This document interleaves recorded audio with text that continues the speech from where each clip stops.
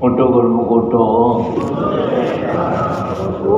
श्री गुरु महाराज जी का हुक्म है गुरुमुख उठो। श्री गुरु महाराज जी का हुक्म है गुरुमुख उठो। बोलो जयकारा बोल मेरे श्री गुरु महाराज की जय।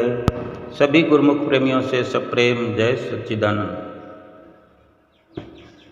श्री परमहंस गुरुदेव के चरण पखारूं नित, जिनकी कृपा से भक्ति में लागे मोरा चित। जिनकी कृपा से भक्ति में लागे मोरा चित। हमारे नैना अभिराम हृदय सम्राट गुरुमुख प्रेमियों के दिलों में विराजमान रहने वाले श्री हजूर सद्गुरु दाता दीन दयाल महाराज जी का अनंत अनंत उपकार हम गुरुमुख प्रेमियों पर है। उनका अनुपम प्यार सभी गुरुमुख प्रेमियों से है। गुरुमुख प्रेमी जहाँ भी अपने सतगुरु को पुकार करते हैं, सतगुरु भी वहाँ पहुँच करके अपने गुरुमुख प्रेमियों की विह्वल पुकार को स्वीकार करते हैं। यथा संभव गुरुमुख प्रेमियों के दिलों को खुशियों से मालामाल करते हैं। श्री प्रयाग धाम की धरा धाम की खुशियाँ बड़ी निराली हैं। यहाँ विराज रहे श्री परमहंस अद्वैत मत के छठे रूप में शहनशाह आली हैं, जो दो जहाँ के वाली हैं। गुरुमुख प्रेमी श्री प्रयाग धाम में अनुपम खुशियाँ प्राप्त करते हुए सारा दिन गुरुमुख प्रेमी यहाँ के सुहावने मौसम, जैसे कि ठंडी ठंडी हवाएं चल रही हैं, जहाँ से भी गुजरते हैं, जिस रास्ते से गुजरते हैं, वाह वाह की आवाज़ आती है और उनके दिलों को भी टटोल कर देखा जाए तो सद्गुरु की आवाज़ आती है। भीतर भी खुशहाली है और बाहर भी खुशहाली है, चारों तरफ हरियाली है। यहाँ कण कण में खुशी समाई है। श्री गुरु महाराज जी के सुंदर सुंदर दर्शनों की, उनके आशीर्वादों की, उनके हुक्मनामे की सभी गुरुमुख प्रेमियों को जहाँ तहाँ भी रहते हैं सबको लाखों लाख बधाई है। हमेशा की तरह आज भी श्री दर्शन हाल में गुरुमुख प्रेमी इंतज़ार करते हुए, जैसा कि आप जानते ही होंगे कि 2 दिन हुए, 28 तारीख को बड़ा श्री दर्शन हाल गुरुमुख प्रेमियों के लिए खोल दिया गया है। ये बड़ी भारी रहमत हुजूर श्री गुरु महाराज जी की गुरुमुख प्रेमियों पर हो रही है। और ये पर्व 2 जून का भंडारा जो इस वक़्त मनाने के लिए ही गुरुमुख प्रेमी दूर दूर से यहाँ पर आए हैं। ऐसी प्रचंड गर्मी के अंदर सफ़र करके कहाँ कहाँ से चल कर आए हैं। कोई बिहार से आ रहा है, कोई उत्तर प्रदेश से आ रहा है, कोई हिमाचल प्रदेश से, कोई राजस्थान से, कोई पंजाब से, हरियाणा से, और कोई लंदन कनाडा से भी चल करके अपने सतगुरु का दर्शन प्राप्त करने के आए हैं। और यहाँ महाराष्ट्र में स्थित जो गुरुमुख प्रेमियों के निवास हैं, जो कोई दूर कोई नज़दीक, लेकिन महाराष्ट्र में रहने वाले हैं, महाराष्ट्र में भी जो श्री प्रयाग धाम के आसपास रहने वाले हैं, जैसे पूना, उरुली और ये लोनावाला, और इसी के साथ लगते हुए कल्याण, उल्लासनगर और भी करजत, दादर, बम्बई, इसके साथ लगते हुए और उर्ली कांचन के साथ हड़पसर, अनेक गुरुमुख प्रेमी ऐसे हैं जो अपने सतगुरु के प्यार के कारण ही अपने शहरों को छोड़कर आ गए हैं। अपने शहरों का परिवर्तन करते हुए अपने घरों का तबादला कर लिया है। कोई पंजाब से यहाँ आकर के बसे हैं, कोई हरियाणा से आकर बसे हैं, कोई राजस्थान से भी कोई गुरुमुख प्रेमी आए हैं, चाहे वो श्री प्रयाग धाम के बिल्कुल आसपास रहते हों। एक अमर बस्ती जो श्री गुरु महाराज जी की आज्ञा व मौज से किसी भगत जी ने अमर बस्ती बसाई, वहाँ भी अनेक गुरुमुख प्रेमी रहते हैं। और कुछ गुरुमुख प्रेमी किराए पर रहने का भी प्रयास करके देखते हैं कि किस प्रकार श्री गुरु महाराज जी के नज़दीक रहा जा सकता है। और भी यहीं आसपास 1-2 किलोमीटर के फासले पर कई कॉलोनियाँ हैं और कई गुरुमुख प्रेमी यहाँ बरसों से बसे हैं। कुछ उर्ली में स्थायी तौर पर निवास करते हैं और कुछ गुरुमुख प्रेमी सतगुरु के प्यार के कारण, उनकी नज़दीकी के कारण, नज़दीकी की चाहना को रखते हुए अपने अपने दूर दराज के राज्यों को छोड़ करके यहाँ श्री गुरु महाराज जी के नज़दीक आसपास आकर रहने लगे हैं। अगर विचार किया जाए तो एक गुरुमुख के जीवन में ही हर समय ये ख्याल रहता है कि मैं अपने गुरु महाराज जी के हर वक्त नज़दीक रहूं। कहने को कहा जाता है कि प्यार तो दिल में होता है, भक्ति तो अंदर अंदर होती है, चाहे दूर रहें, कहीं भी रहें। लेकिन गुरुमुख के प्रेम की, गुरुमुख के प्यार की अपनी दास्तान है, जो वो अपने शब्दों में, अपने अल्फाज में बयान करता है, अपने अंदर महसूस करता है कि वो किस कदर अपने सतगुरु के लिए हर वक्त भावुक रहता है, बेचैन रहता है, वो दूर रहना ही नहीं चाहता है।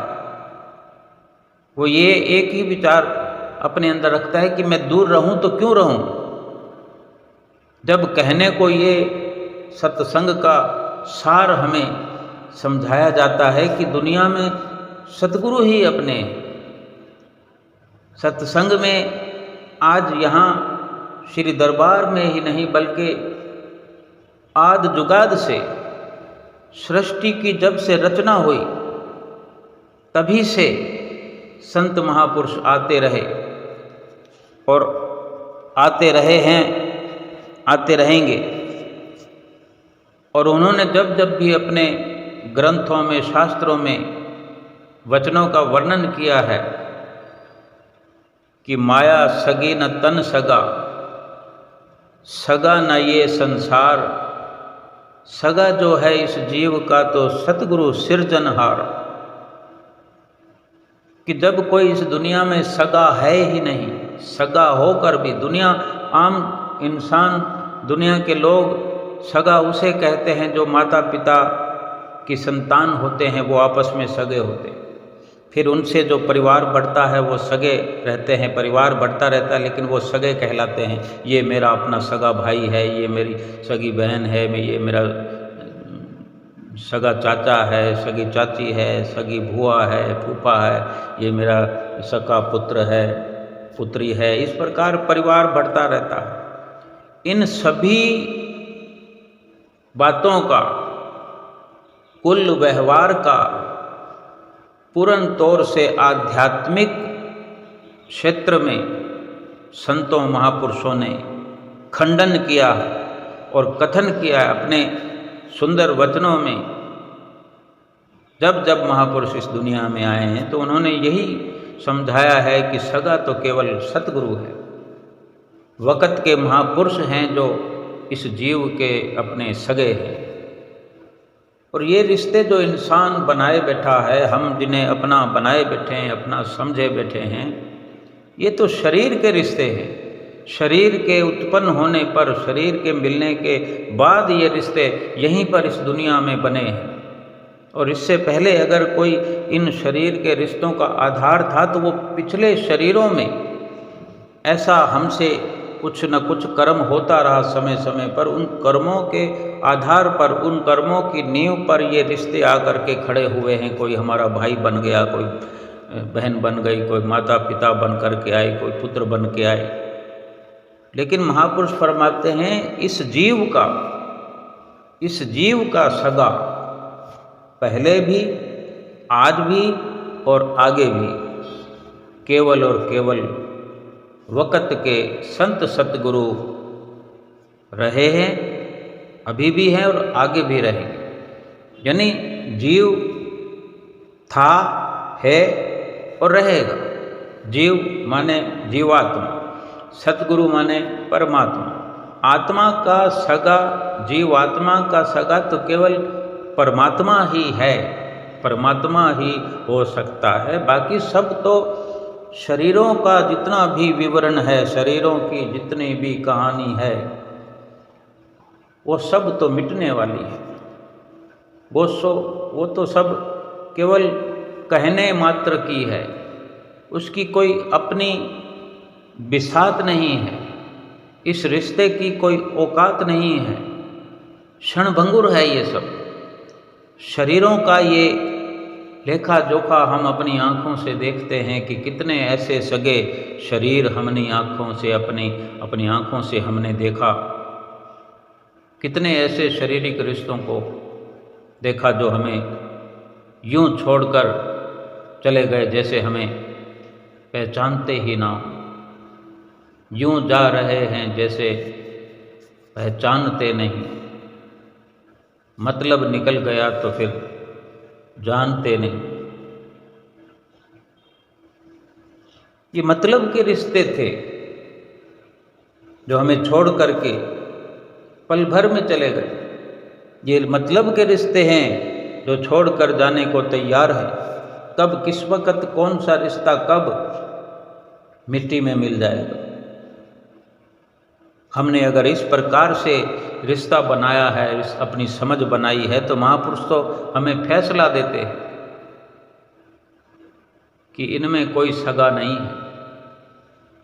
सगा जो है इस जीव का सतगुरु सिरजनहार, तो सतगुरु ही संभाल करने वाले हैं, सतगुरु ने ही संभाला है। और यही सतगुरु परमात्मा का अंश है ये जीवात्मा, और कोई संभालने वाला न था, न है, न होगा। जब कोई और है ही नहीं तो हम क्यों ये ख्याल बनाकर बैठें कि मेरा वो सगा है, मैं उसका सगा हूँ, वो मेरा अपना है, वो मेरा मित्र है। महापुरुष जो वचन फरमाते हैं उनके आधार पर गुरुमुख प्रेमी अपने भीतर ही भीतर ये एक मंथन करते रहते हैं। आज से नहीं, बरसों से, जब से जीवन उनको मिला है। क्योंकि ये मंथन भी उनका कहीं ना कहीं पिछले जन्मों के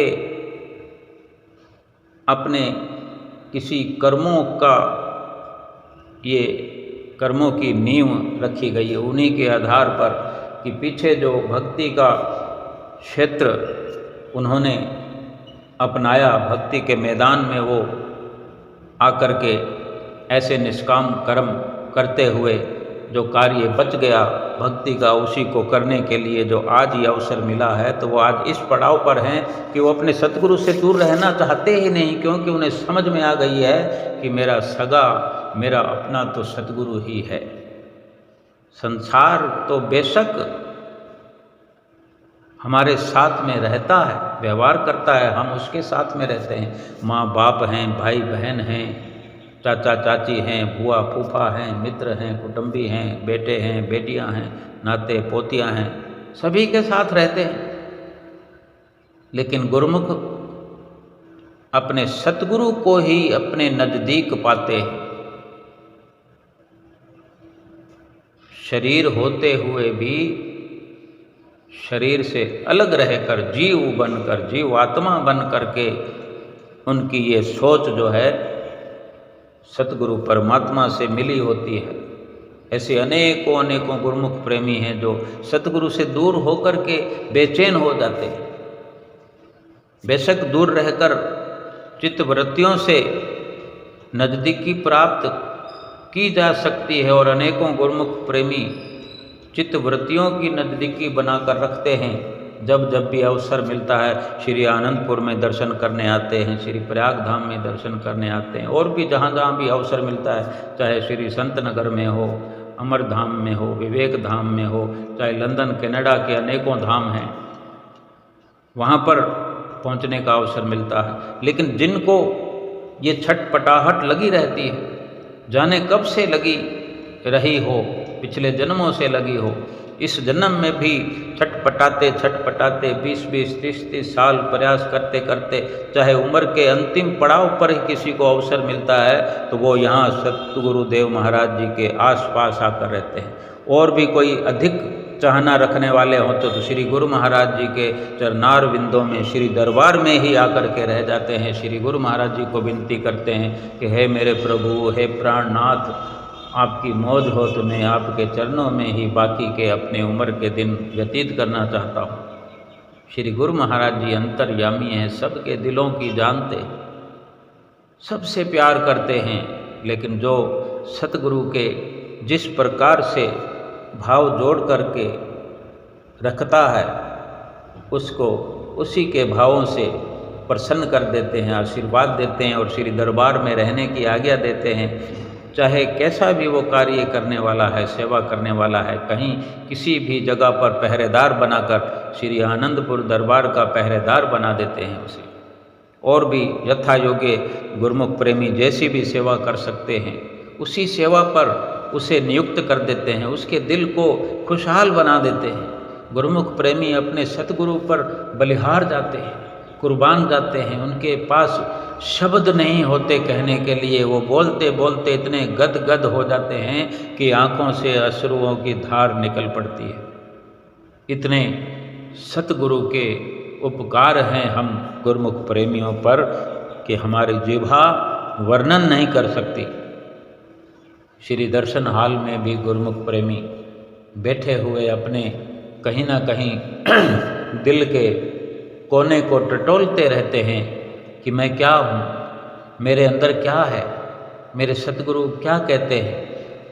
रोज़ सत्संग होता है, सत्संग में क्या वचन फरमाए जाते हैं, सत्संग में क्या सिखाया जाता है। कल महात्मा जी जो भजन सुमरन के बारे में किस प्रकार वर्णन कर रहे थे, आप सबने कल भी सुना।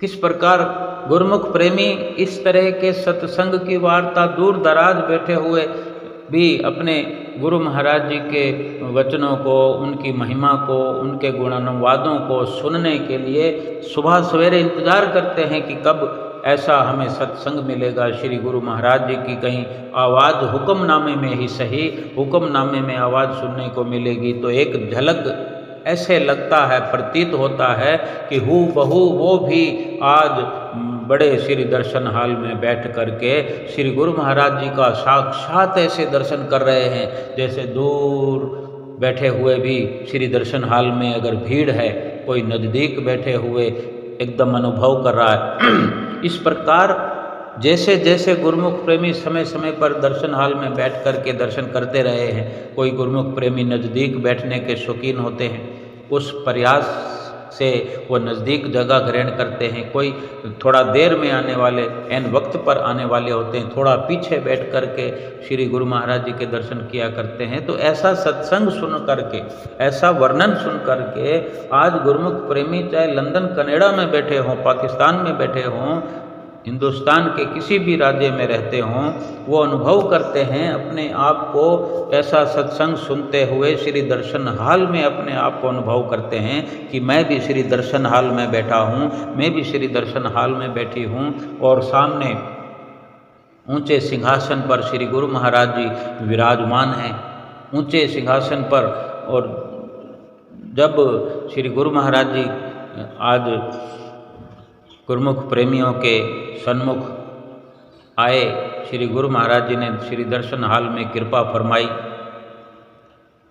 सिंहासन पर जो गुरु महाराज जी के आने पर पर्दों के साथ खड़े हुए महात्मा जन, जो पर्दे हवा में झूलते हैं, उन पर्दों को थोड़ा सा इशारा दिए हुए पकड़े हुए, और श्री गुरु महाराज जी जब तक सिंहासन पर विराजमान ठीक प्रकार से ना हो जाए तब तक पर्दों को पकड़े रहते हैं। और माइक महात्मा जी के हाथ में होता है, उसको ठक ठक करके चेक करते हैं और श्री गुरु महाराज जी के कर कमलों में देते हैं। इतने में सारे पर्दे खुल जाते हैं और गुरुमुख प्रेमियों की नज़रें टिकी हुई होती है पर्दों की ओर। और ऐसे ही जो बाहर घरों में गुरुमुख बैठे हैं वो भी ऐसा अनुभव करते हैं कि इस तरह दर्शन खुलते हैं, इस तरह गुरु महाराज जी आते हैं, सभी हम दंडवत प्रणाम करते हैं, फिर हुक्मनामा गुरु महाराज जी देते हैं। वो सारा हू बहू नज़ारा वो केवल अपने ध्यान को एकाग्र करते हुए, अपनी सोच को एकाग्र करते हुए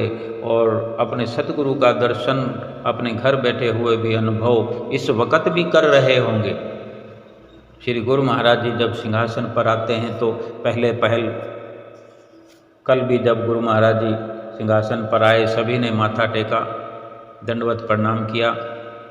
श्री गुरु महाराज जी ने हुक्मनामा फरमाया, महात्मा जनों ने लाइनों में माथा टेकने का अपना शुरू किया, जो हमेशा ये शुभ कार्यक्रम रहता है।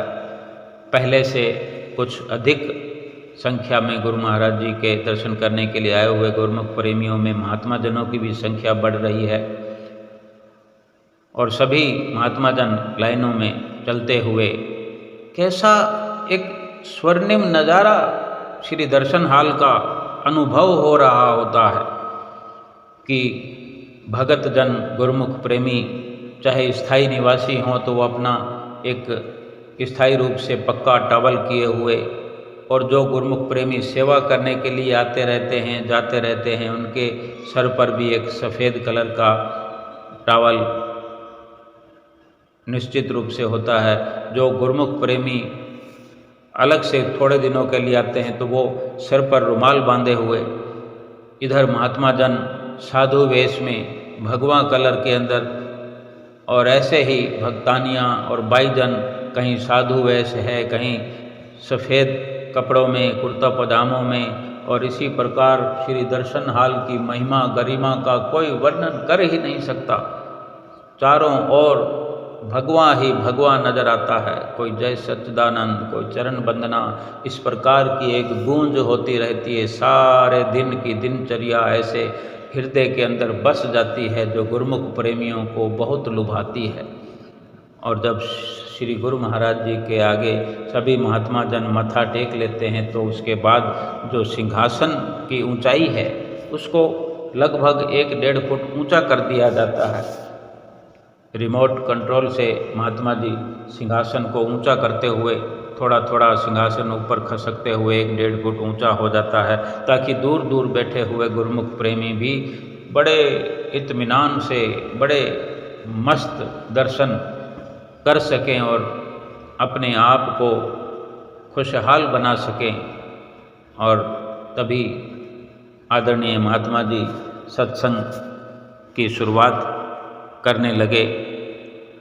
यही उन्होंने सर्वप्रथम वचन किए कि हमारे श्री परमहंसों ने बड़ी सुंदर रचना ये श्री आनंदपुर धाम की रचाई है कि हम गुरुमुख प्रेमियों को एक भक्ति का अलौकिक आधार मिला है।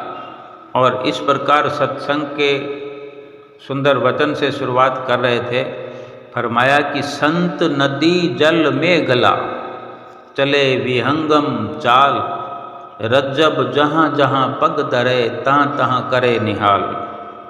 फरमाया कि जहाँ जहाँ भी हमारे श्री परमहंस दयाल महाराज जी ने कृपा की, जहाँ जहाँ भी चरण छुआए, जिस जिस धरती पर भी श्री परमहंस दयाल महाराज जी पधारे, जहाँ अपने चरण रखे, वहाँ वहाँ अनेक अनेक आश्रमों का निर्माण करवाया।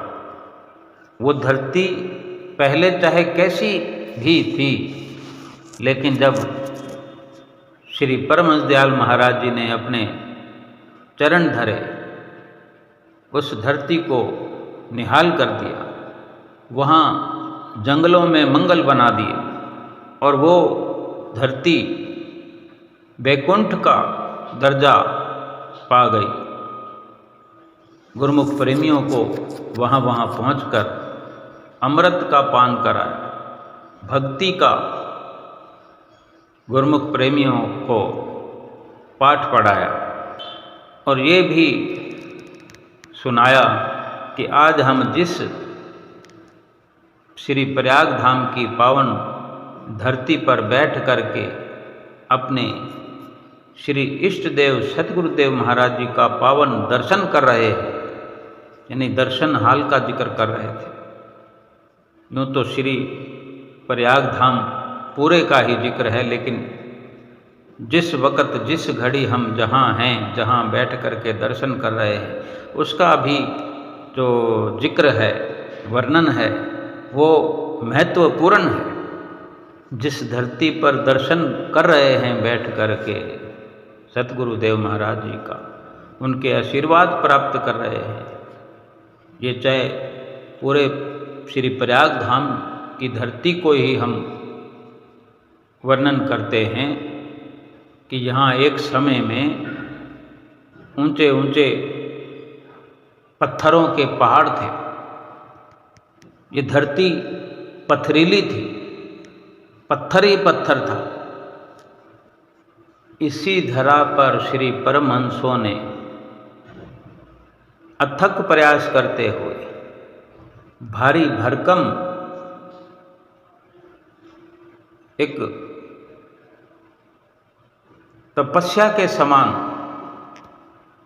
मेहनत करते हुए, जहाँ दूर दूर तक कुछ भी नहीं था, बड़े बड़े पत्थर या फिर जहाँ भी कोई जगह खाली थी तो वहाँ कांटे ही कांटे, कंटीली झाड़ियाँ, जहाँ से गुजरना भी संभव नहीं होता था, ऐसी जगह पर हमारे श्री परमहंसों ने, तीसरी पातशाही गुरु महाराज जी ने और पहली पातशाही गुरु महाराज जी की मौज से ही यहाँ पधार कर, यहाँ इस धरती पर चरण रख करके निरीक्षण किया, इस ज़मीन को खरीद लिया और इस ज़मीन को इस योग्य बना दिया कि आज हम यहाँ पर बैठ करके खुशियाँ प्राप्त कर रहे हैं, निहाल हो रहे हैं, अपने आप को माला माल कर रहे हैं। क्योंकि महापुरुष ही गुरुमुख प्रेमियों को सच्ची राह दिखाते हैं, सच्चे सुख की दात बख्शते हैं। ये भक्ति का मार्ग श्रद्धा और प्रेम का मार्ग है। जिस भी गुरुमुख ने अपने सतगुरु इष्ट देव के प्रति श्रद्धा और प्रेम भरपूर कर लिया, जिसने श्रद्धा और प्रेम से अपना रिश्ता कायम कर लिया, उसने अपने इष्ट देव के रूप में उस परमात्मा को, उस रब को पा लिया। समय के संत सतगुरु महापुरुष स्वयं भगवान का ही रूप हुआ करते हैं। वर्णन करते हैं कि मेरा गुरु सुखदाता, जिस सुख को पाने के लिए ये जीव ना जाने कितनी मेहनत करता है, जिस सुख को पाने के लिए कितने दुख सहन करता है, जिस सुख को पाने के लिए कितनी कितनी मन्नतें मानता है, कितनी धारणाएं बनाता है, कितने प्रयास करता है, वही सुख गुरुमुख प्रेमियों को सहज में मिल रहा है। कहते हैं कि जिस सुख को पाने के लिए, जिस सुख की चाहना में देवी देवता भी हार जाते हैं, प्रयास कर कर के भी हार जाते हैं, थक जाते हैं, बड़ी बड़ी साधनाएं करके भी हार जाते हैं, थक जाते हैं। परम संत कबीर साहब जी वर्णन करते हैं कि ऐसे सुख के लिए अगर प्रयत्न करना है, मेहनत करनी है, तो वो यही करो कि वक़्त के संत सतगुरु की शरण ग्रहण करके अपने सतगुरु की सच्ची श्रद्धा से सेवा करो, अपने सतगुरु की प्रसन्नता प्राप्त करो,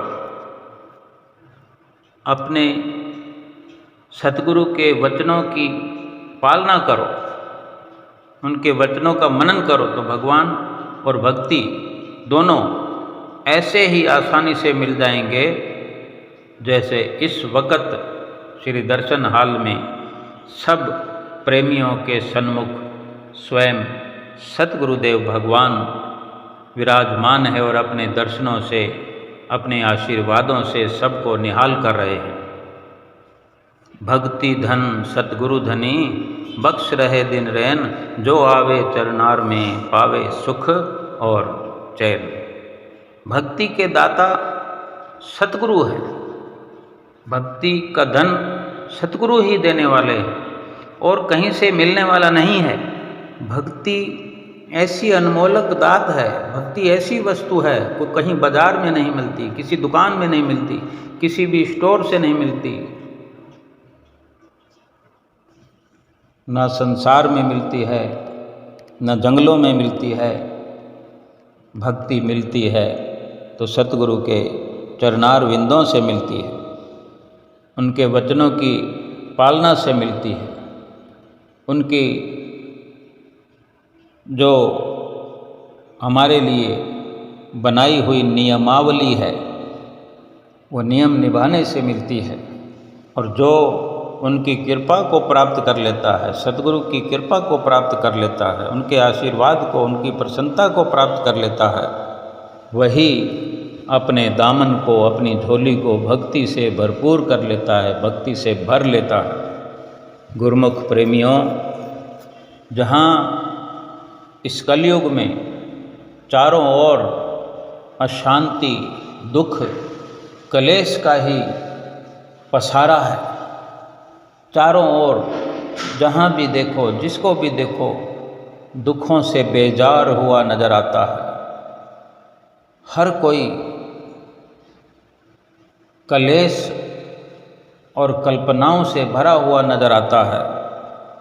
वहीं हम गुरुमुख प्रेमियों को सतगुरुदेव महाराज हमारे चरणों में, सतगुरुदेव महाराज हमें अपने चरणों में बिठा करके भक्ति की सच्ची दात बख्श करके उन दुखों से, उन कलेशों से, मुसीबतों से छुड़ा रहे हैं, उन मुसीबतों से दूर कर देते हैं, कर रहे हैं।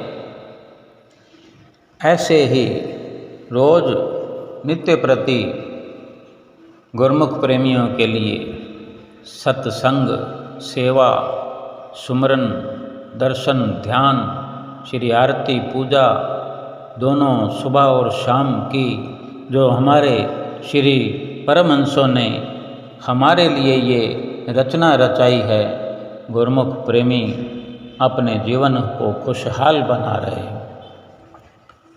इस प्रकार श्री दर्शन हाल में रोज नित्य प्रति सत्संग को सुनकर के गुरुमुख प्रेमी अनेक अनेक बार जयकारा लगाते हुए नहीं थकते, अनेक अनेक बार श्री गुरु महाराज जी का दर्शन करके भी नहीं थकते और नहीं रजते, उनको रज नहीं आता।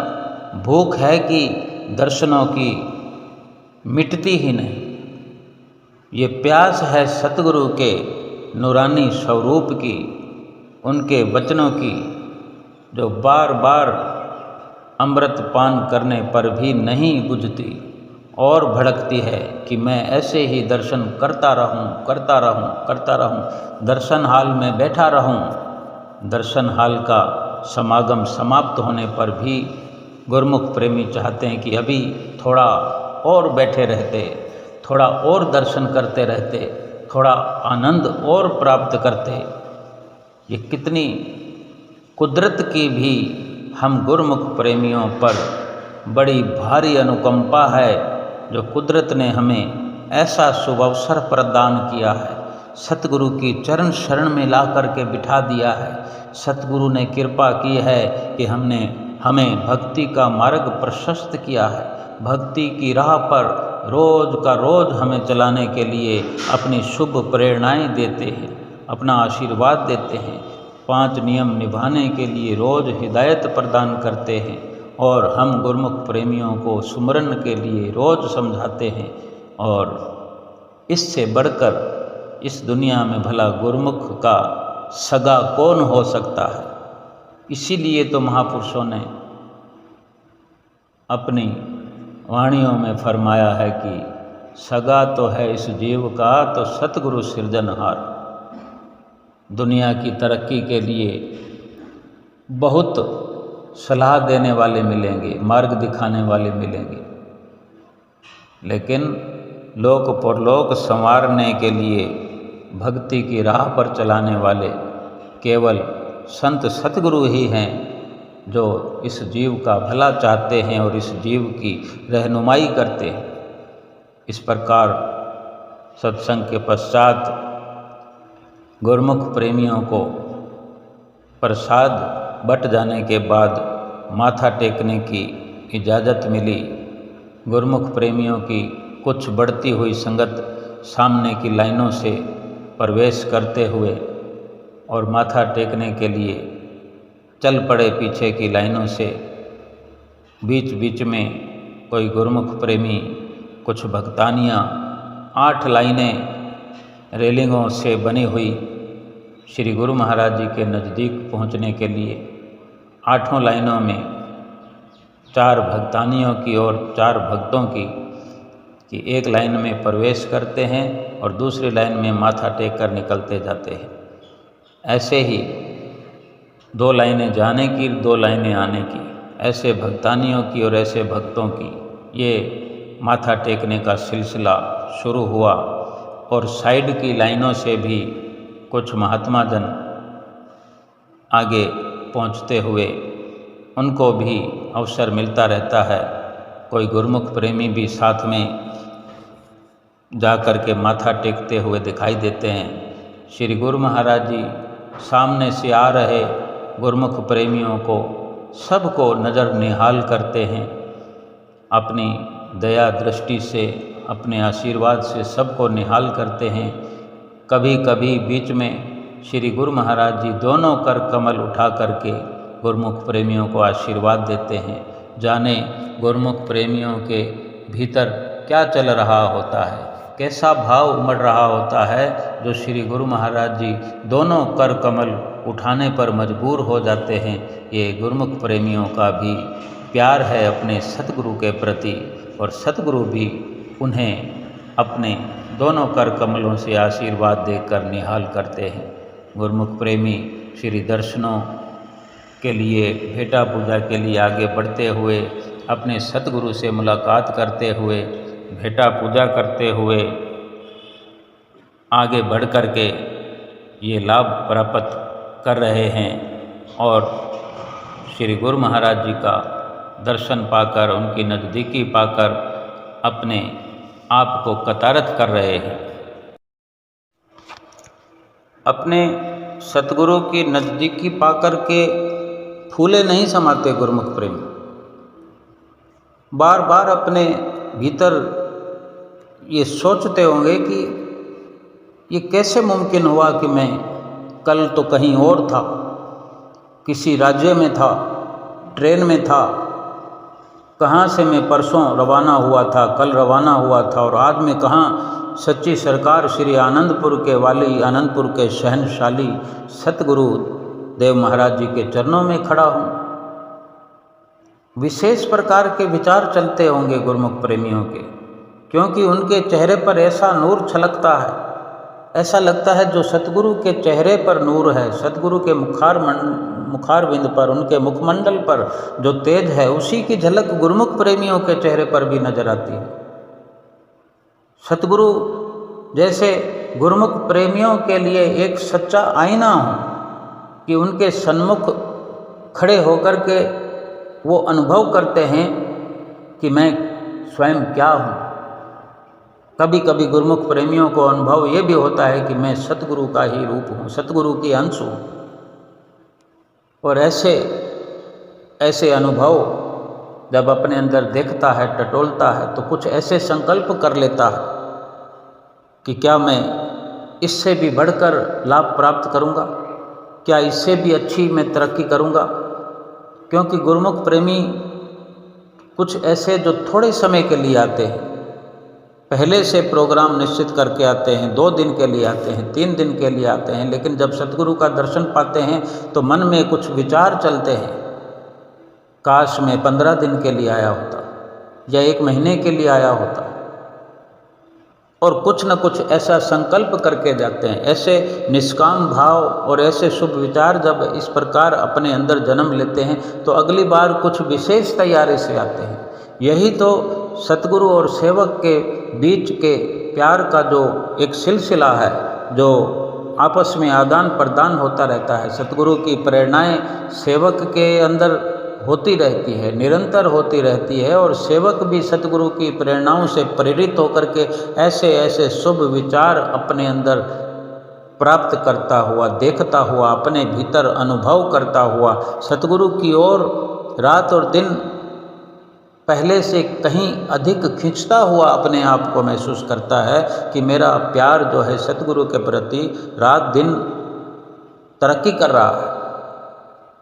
आज हम स्वयं अनुभव करते होंगे कि हमारा कुछ वर्षों पूर्व जब से हम लगे थे तब कैसा अनुभव था, फिर कुछ वर्षों के बाद कैसा अनुभव था, आज कैसा अनुभव है। आज अगर हमारा इस जीवन का अंतिम पड़ाव है, एक उम्र को हम पहुंच गए हैं, 50-60 साल की उम्र अगर हमारी आ गई है, तो हम अपने अनुभव के द्वारा कुछ विशेष दर्जा प्राप्त किए हुए हैं, कुछ ऐसा स्वर्णिम लाभ हम अपने भीतर देख रहे हैं, क्योंकि हमें नित्य प्रति सतगुरु के वचनों पर हमने विचार किया है, गौर किया है, सतगुरु के वचनों पर अमल किया है, अमल करते करते यहाँ पहुँचे हैं। क्योंकि सतगुरु के वचनों पर जो हमने जब से अमल करना शुरू किया है, 5 नियमों की पालना हम पहले बड़ी लापरवाही से करते होंगे, आज हमने सतगुरु का साथ पाकर, उनकी सोहबत संगत को बार बार पाकर, उनके बार बार दर्शन करके, बार बार सत्संग सुन के हम दोनों समय की आरती पूजा किया करते हैं, सत्संग किया करते हैं, सुना करते हैं, सुनाया करते हैं, सेवा के लिए अवसर ढूंढा करते हैं, जैसे भी मिले, जहाँ से भी मिले।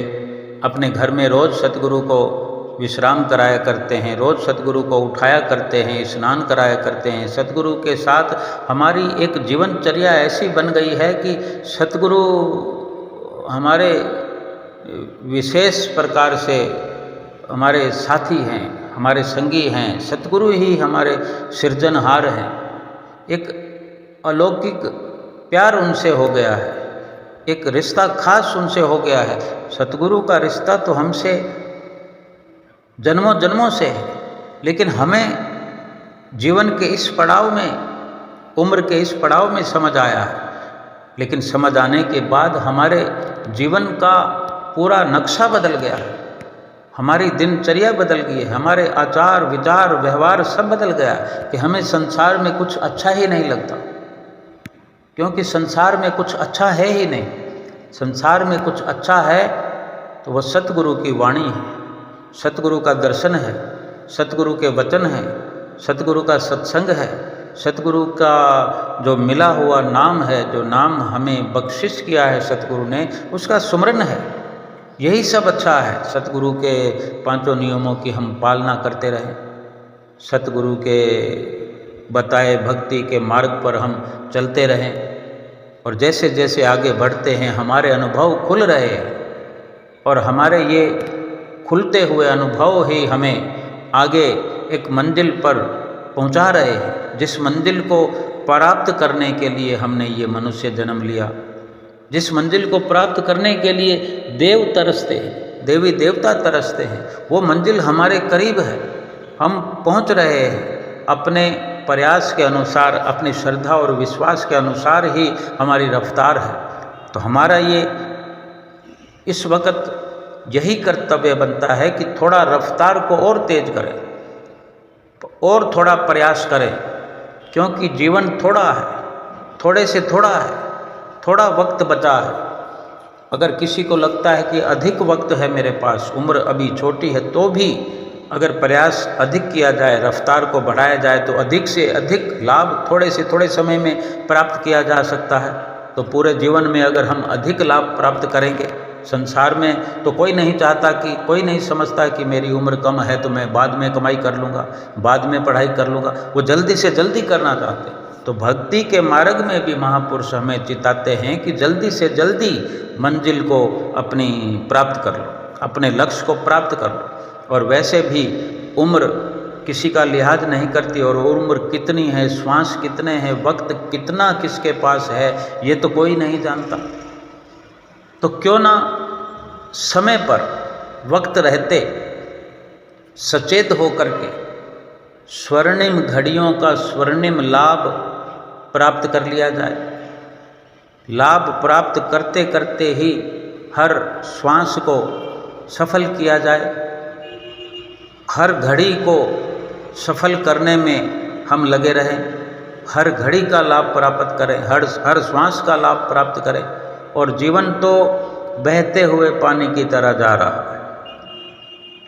सभी गुरुमुख प्रेमियों ने जब माथा टेक लिया तो सभी गुरुमुख प्रेमी एक इशारा श्री गुरु महाराज जी का देखते हैं कि अब श्री गुरु महाराज जी प्रस्थान करने वाले हैं। तो सभी खड़े होकर श्री गुरु महाराज जी माइक लेकर गुरुमुखों को चलने का इशारा भी करते हैं कि चलो गुरुमुखों चलो।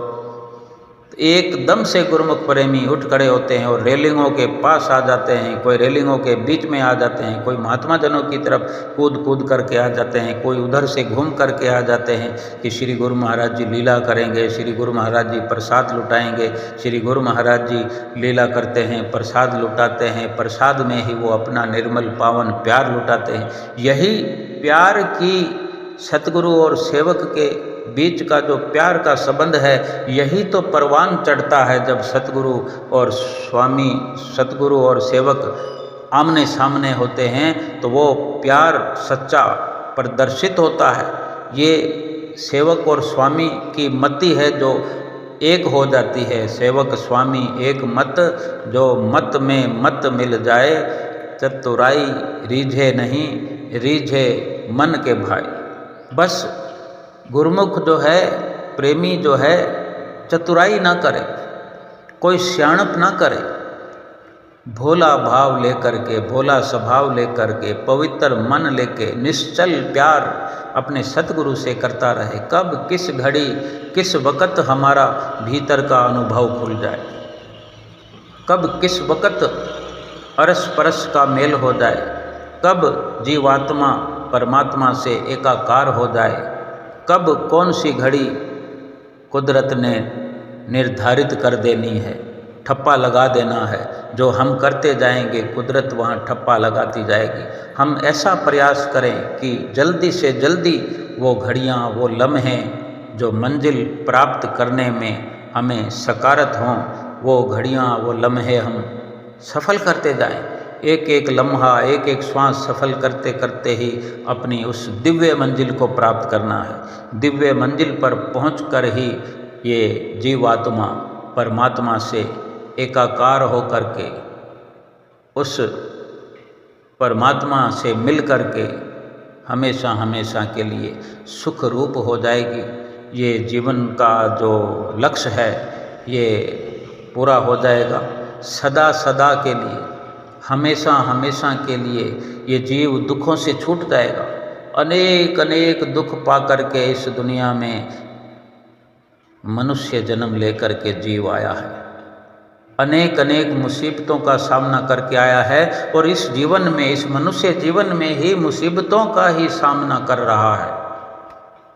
तो क्यों ना मुसीबतों का सामना करते करते अपनी मंजिल को प्राप्त कर लिया जाए। तो कम से कम भक्ति की राह पर चलते हुए मुसीबतें सहन करके भी हमेशा हमेशा के लिए छुटकारा तो मिल जाएगा। और इससे बढ़कर कोई लाभ दुनिया में और हो नहीं सकता, और इससे बढ़कर लाभ कोई दुनिया में हमें करा भी नहीं सकता। जो सतगुरुदेव महाराज जी हमारे लिए नित्य प्रति लाभ की नई नई योजनाएं बनाते हैं। मुख्य रूप से एक ही उनका इशारा जो होता है कि 5 नियमों की पालना करो और 2 घंटे भजन अभ्यास नित्य प्रति करो। ये लोक भी सुखी हो जाएगा और परलोक भी सुहेला हो जाएगा। हम फिर से आज संकल्प करें कि हमने 2 घंटे भजन सुमरन तो करना ही करना है, क्योंकि लोक परलोक सुहेला जो करना है। बोलो जयकारा बोल मेरे श्री गुरु महाराज की जय।